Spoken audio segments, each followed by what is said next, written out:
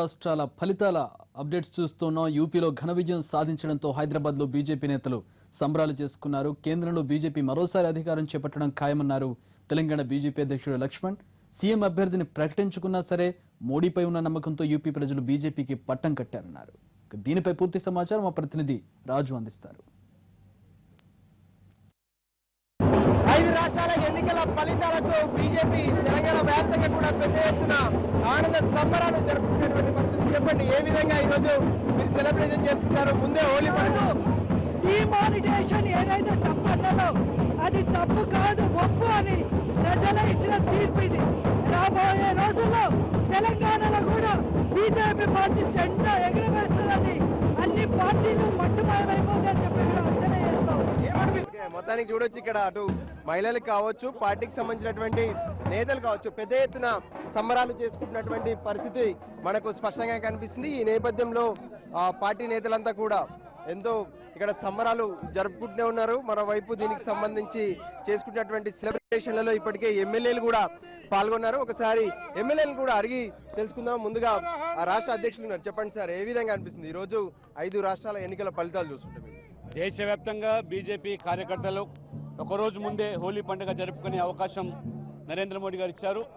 వారి యొక్క ప్రభుత్వ విధానాలు, కార్యక్రమాలు, వారి అభివృద్ధి పంతా ఇవాళ దేశవ్యాప్తంగా కూడా ప్రజలు ఆదరిస్తున్న దానికి ఉత్తరప్రదేశ్లో ఉన్నటువంటి ఫలితాలు 300 పై స్థానాలు గెలవడం అంటే ఉత్తరప్రదేశ్లో ఇవాళ జాతీయ పార్టీగా 100 సంవత్సరాల చరిత్రను కాంగ్రెస్ పూర్తిగా తుడిచిపెట్టుకుపోవడం, ఇవాళ మోదీ అవలంబిస్తున్నటువంటి ఈ అవినీతి రహిత పాలన, పారదర్శకత, ఒక మచ్చలేని నాయకత్వము దేశవ్యాప్తంగా కూడా ప్రజలు కోరుకుంటున్నారు.